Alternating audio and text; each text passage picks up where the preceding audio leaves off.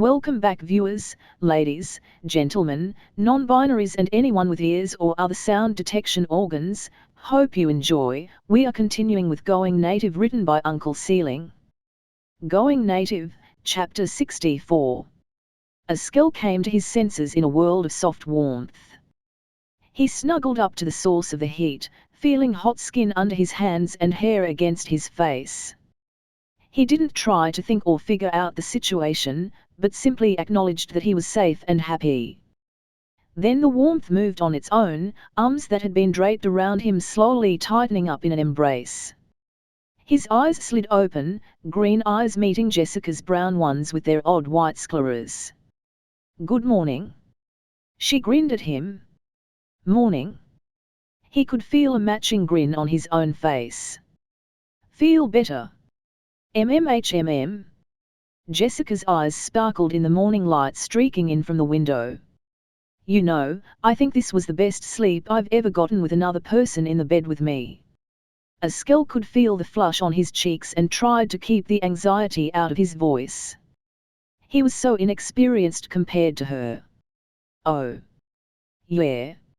I get hot when I sleep, especially when it's with someone else. I always wake up feeling slimy and gross.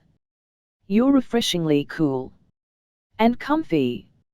Her hands started rubbing his back in small, circular motions and a Skell felt a little grunt of pleasure slip out of him. "Unfortunately, today is going to be super busy for me, so I have to get up early. You can keep sleeping, though."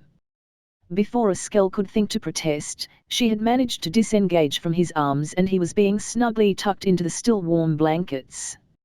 Her lips were hot and soft as they touched the skin of his forehead. One of her hands ran through his hair, scratching at his scalp, and a Skell's eyes started to slide shut again. He was already drifting back off to sleep as Jessica slipped from the room. "Okay, Elora, you can do this." She stood outside the door to Stace's room, trying to calm down. He needed her support, she knew, and that meant she had to be strong. Even if she was terrified of dogs. Iing's text had been brief, just telling her that Stace had been bombarded with packages from assorted noble sluts and one had contained a baby dog. She understood that having an animal to take care of would benefit him, and a well-trained dog might even be able to protect Stace in the future, but that still didn't soothe her fears. She kept having flashes of memory, seeing attack animals taking down her pod. Wolves tracking them in the snow. The door slipped open easily and she was immediately bombarded by color. Stacks of boxes peppered the room and nearly every horizontal surface was decorated by cut flowers in an assortment of glasses, old jars, and liquor bottles. Someone had dragged Stace's old table out of the bedroom and it was covered in boxes of candy and potted plants. "That you, Elora?" The voice was coming from the open bedroom door. "Yeah." She tried to project confidence. She was cool. She was fierce. "Make sure you close the door so Pom doesn't get out." She had just enough presence of mind to close the door behind her before the panic gripped and she turned towards the sound of patting feet closing in.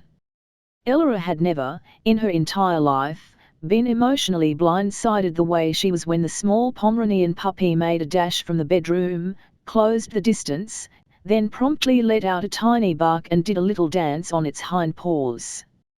It was trying to, something. Stace? What is this, stress ball with legs? Please don't squeeze my puppy to death. Come on in, she'll follow you. That little thing seemed set on getting stomped as Elora walked, weaving to and fro around her legs. She found herself sliding her feet, barely lifting her boots off the floor. She slipped into the room to find it also stacked with boxes. There was even a tiny, expensive-looking tree sitting on top of the faux fireplace where it could take in the morning sun. Stace was sitting up in bed, propped by pillows. He pursed his lips and let out a quiet whistle, a high note followed by a low. The dog used a pile of unopened presents stacked next to the bed as a staircase and soon was up in Stace's lap, running in little circles and accepting pets. Aang said you were got a baby dog. Yep. A puppy. My guess is she's about 3 months old. So she will get bigger. Did they all start like this? Ellara's skin was itching at the thought. Not a whole lot. Pom here will top out at about 3 kilos. That's a dog.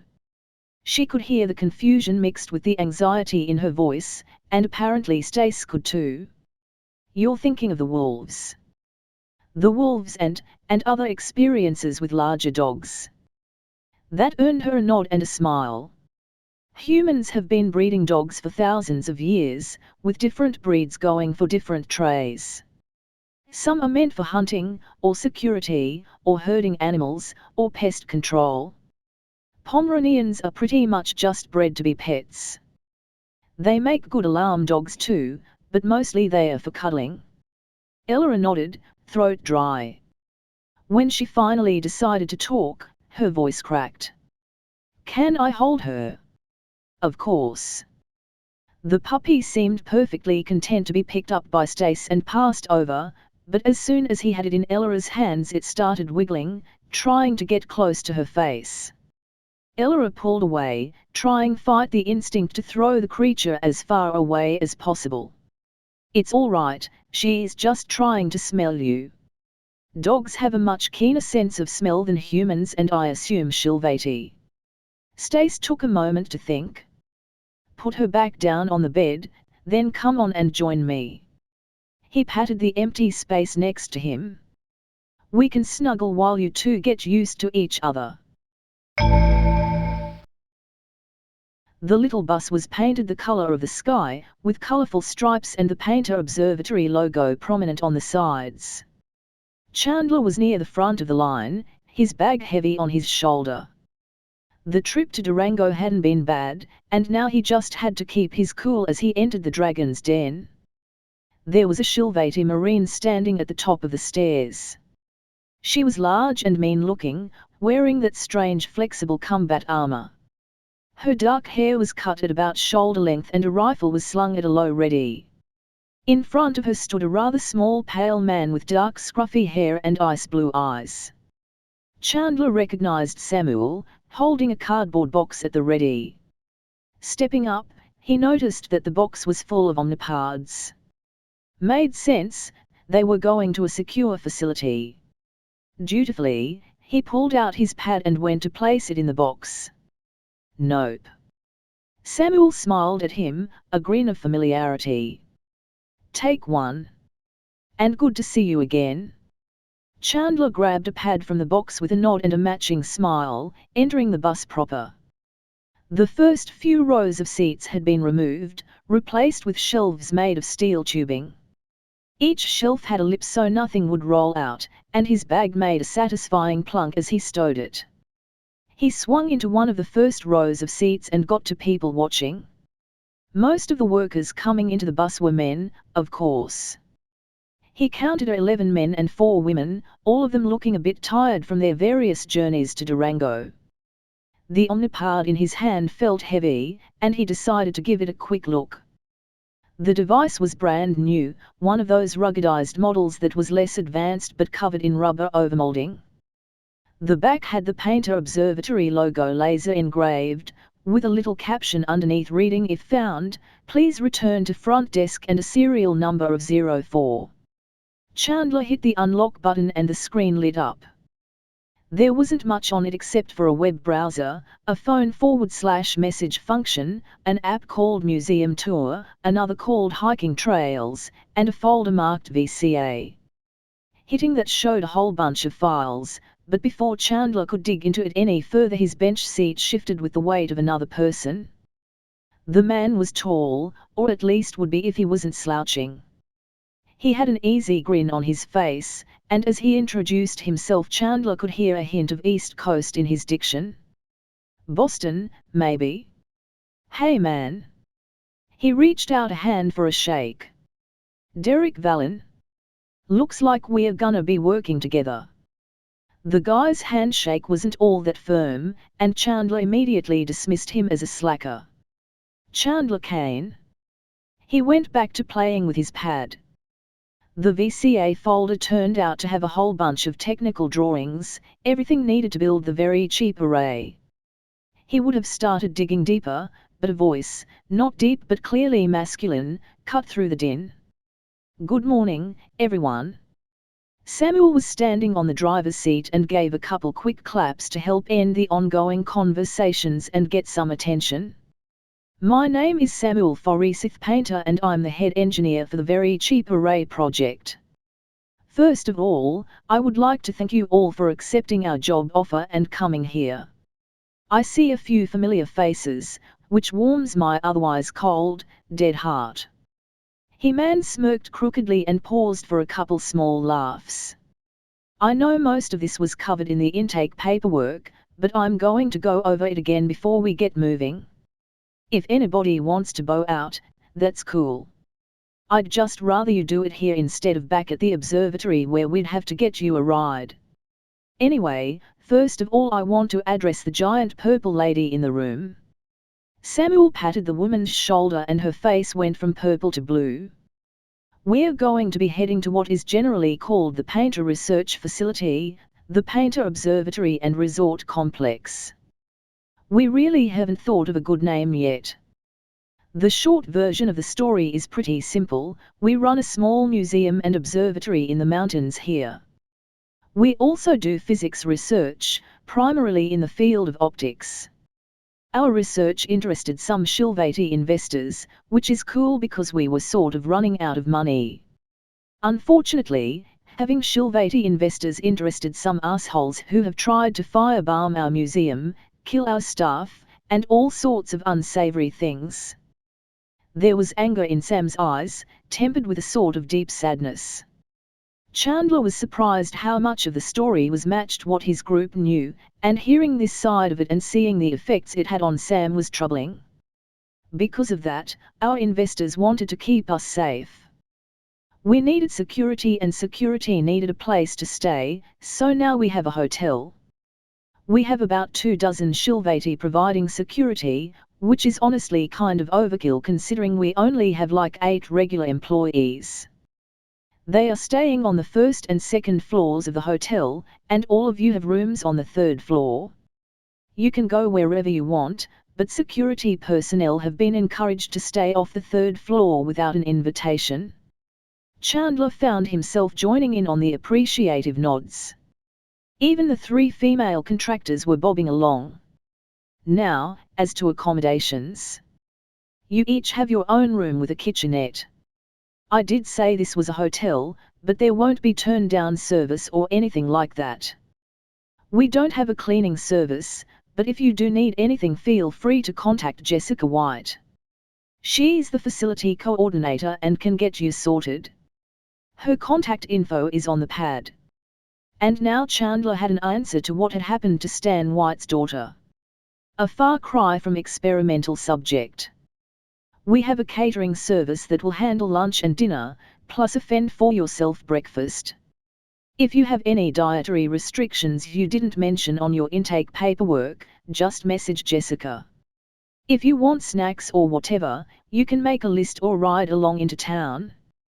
We do supply runs to Durango every couple days and to Albuquerque once a week.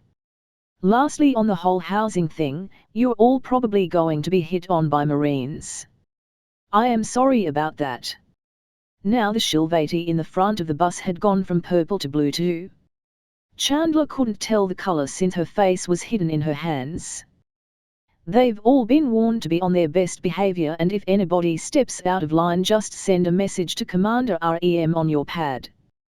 That said, you should totally have fun if you want to. Treat it like a vacation." Samuel's grin filled his whole face. "Any questions so far? No? Okay, job time. Your contracts are all for 15 days and, in reality, that's the longest we expect it to take. Could take as little as 10. If it does take less than 15, you still get paid for 15. If it takes longer, the contract extension pays at time and a half. If you look at your pad, there should be a folder called VCA that has all of the technical drawings we are working off of. They are all public files, posted on our website, but I will be pushing the latest revisions directly to the pads if we need to make changes. Quick note on the pads, by the way, please don't use them for anything sensitive or, porn. They are the pads we are setting up for self-guided museum tours, and, even though they'll be wiped when you're done, I don't want to run the risk of a kid seeing something they shouldn't. Now, what we are building? The very cheap array and open-source space-based telescope system using 360 14-inch reflectors with the latest in imaging hardware. A telescope you could build in your backyard as long as you have a way to lift it to space. We're going to build it, mount it onto a spacecraft, then, after some testing, deploy it in orbit. If it gives us the image capability we're hoping for, the eventual goal is to have dozens of these telescopes run by a trust here on Earth. If there's something you want to look at, you can get it imaged free of charge. Otherwise they will inspect the night sky and keep us from getting surprised again. Samuel gave the Shilvati guard a half-hearted smile. Most of the looks from the rest of the workers were far less friendly. Oh, one last thing. Samuel was practically bouncing on the chair. Once we're done, we're borrowing a Noble's Pleasure shuttle and going up into orbit to bounce around in zero-G with a nice pretty view of the Earth from a few thousand kilometers away. Then a barbecue when we get back. That guy, Derek, leaned over while everyone cheered.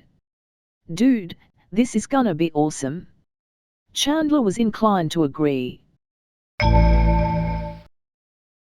Anybody home? Sammy's high voice carried across Stace's little apartment, followed immediately by tiny yaps. Wait. Damn it. A crashing noise came from the bedroom and scrabbling paws heralded the little cream puff that was Stace's new puppy. Sammy held out their arms and the pup made a valiant jump. Or tried to. She missed by at least the length of her own body and plopped onto the hardwood floor. Sammy scooped her up and carried the dog over towards Stace's room. The view from the door was amusing. Stace and Elora had clearly fallen out of bed and were in a pile on the floor, Elora on top. Sammy's brain immediately tried to figure out the possible reasons for this, discarded the 10 most likely, and decided to roll with option 11. Floor cuddle party. Sammy prepared to join in, but the mix of pain and panic on Stace's face slowed them down. Or I can just help you get up. What happened? Pom heard you and dove off the bed. I tried to catch her and fell. Stace grinned up from the floor. And I tried to catch Stace and fell. Elora rolled off of Stace and clambered to her feet. Even after the last couple months, Sammy couldn't get enough of just how big the Shilvati were. They had to squelch the urge to climb the woman as she spoke to the man on the floor. You okay? You're not supposed to be moving around much yet. Yeah, I'm all right. Just going to need some help. Stace held up his arms and Elora grabbed him, easily lifting him and getting Stace back on the bed without too much trouble. Sammy decided to climb on the bed too, their back on the footboard so they could sit face to face. Thanks to the Shilvati proportions of the piece of furniture, there was plenty of room. Elora was game enough to climb into bed too and soon they were all comfortable, the pup running from person to person. So, you decided to name your puppy Pom? Not quite. She's a Pomeranian, right? Yeah. And she's from Earth, right? Holy terror and all that. Sammy snorted. You've been reading those books I gave you. Well, I decided that if she's a Pomeranian from Terra, I should give her a fitting name. Stace scooped up the little fluff ball and held her up.